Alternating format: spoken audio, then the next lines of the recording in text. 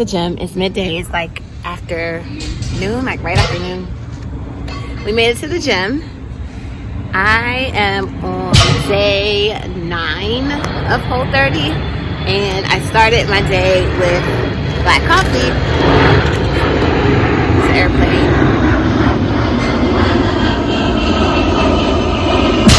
Oh wait, airplane and deadlifts happening. But I have opted. I'm stretching. I've opted to intermittent fast.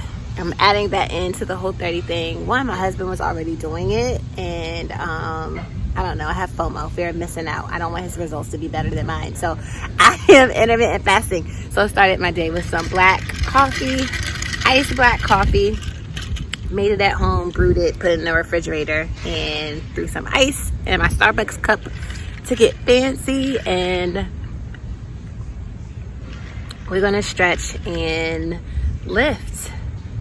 Yeah, I'm gonna take you guys through my workout with me, and then later on we're gonna go to the grocery store, and I'll talk about why I'm back at the grocery store in a little bit.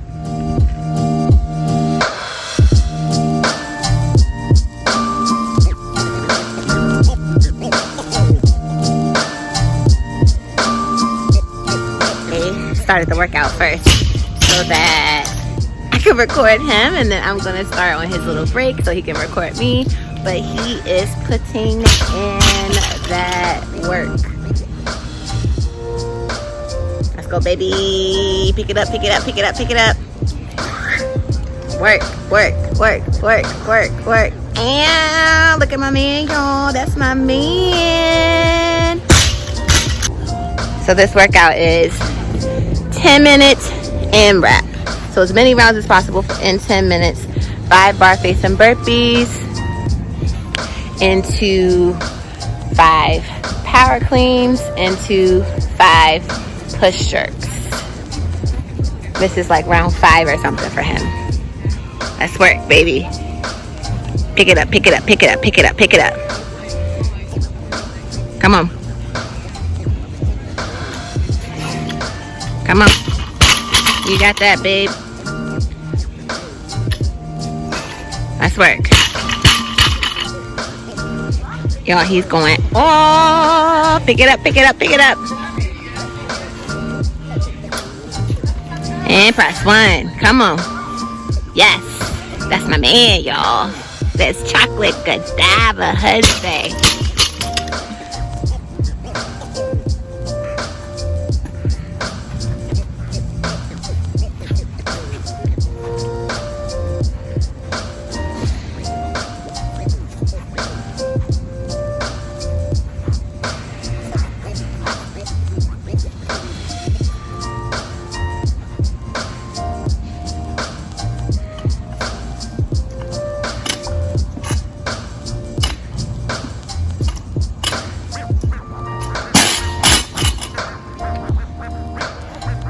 Strategic break. Good work.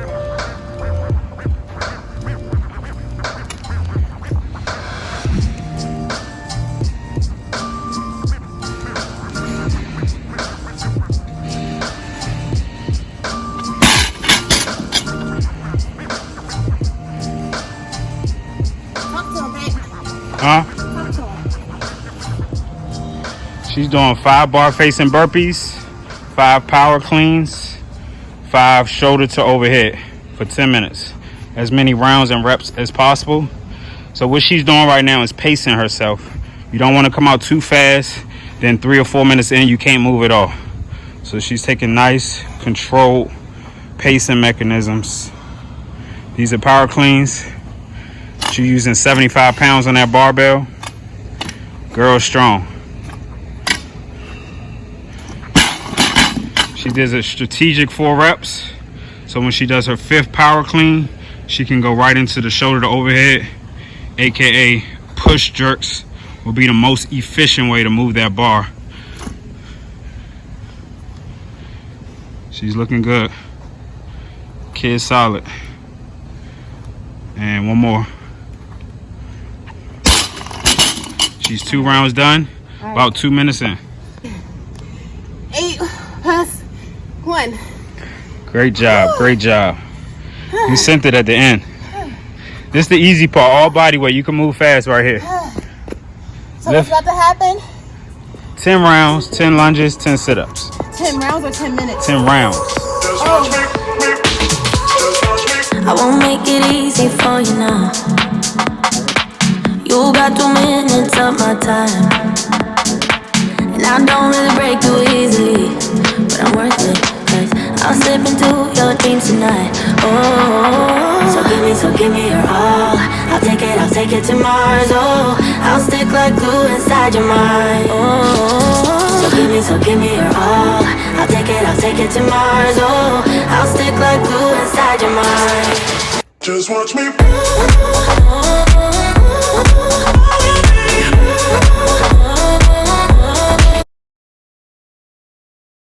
I want to talk to you guys while I catch my breath for the next piece we're going to work on. So, comes up, people ask me how much cardio I do,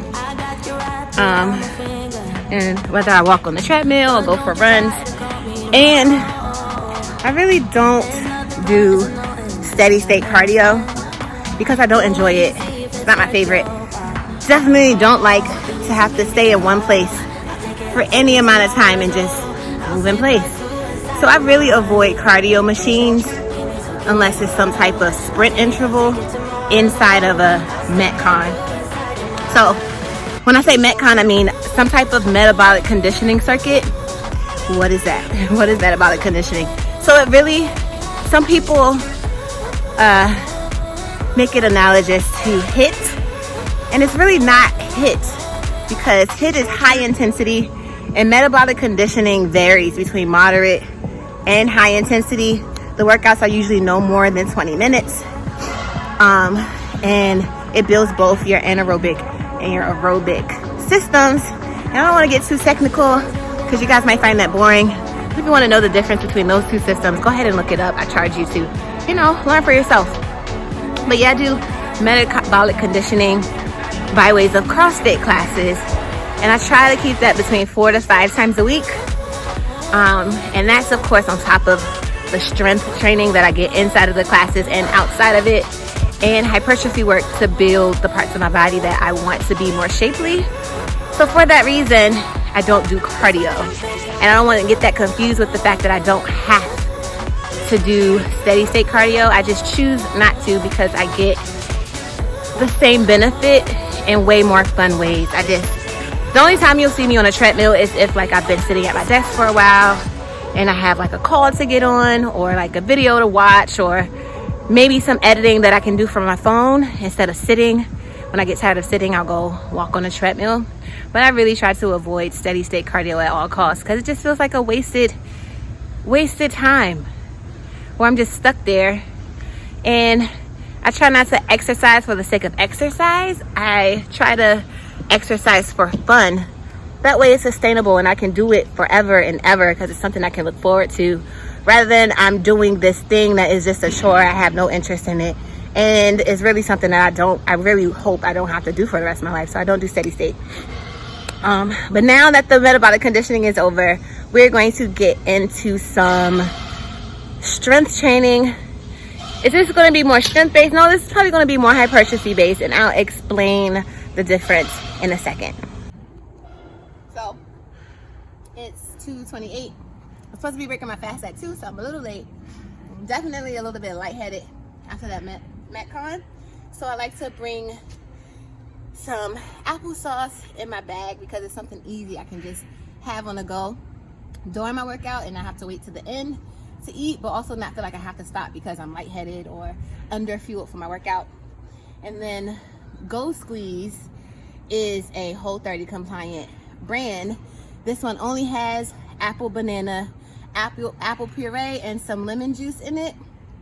So Whole30 compliant and convenient for intra workout, so that I don't have to stop to eat. So we ended the workout with these 3 separate moves to hit our glutes and our hamstrings, and I told you that this was hypertrophy based. Hypertrophy is simply increasing the growth of your muscle cells. So if you want to tone, you need to be lifting for hypertrophy. That is lifting in the 10 to 15 rep range in order to grow your muscles. So for me, I want some bubbly hamstrings and some bigger glutes. So I try to remember to hit glutes and hamstrings 2 to 3 times a week, and that is my main focus right now. But if you want to tone any part of your body, you need to be doing hypertrophy work. So ladies, those small dumbbells where you can hit 20 to 25 reps with, that is not going to grow your muscle or tone your body. You want to be picking up a challenging weight that only allows you to get between 10, no more than 15 reps so that you can see a change in your body. Now, why build muscle? One, we just love our curves. But 2, as you age, muscle is going to help you keep your metabolism up. So hypertrophy allows you to grow muscle. Muscle allows you to grow your metabolism, which allows you to burn more calories at rest. Therefore, you get to lose more fat. So hypertrophy is the way if you're looking for a toned body. I hope you guys learned a lot from this video. If you did, leave a comment down below and let me know what you learned and what you want to see next from me. Before you leave, make sure you hit the subscribe button and the notification bell so you catch my next Whole30 video. Other than that, I will see you guys in the next one. Love you, Fit Baes. Mwah.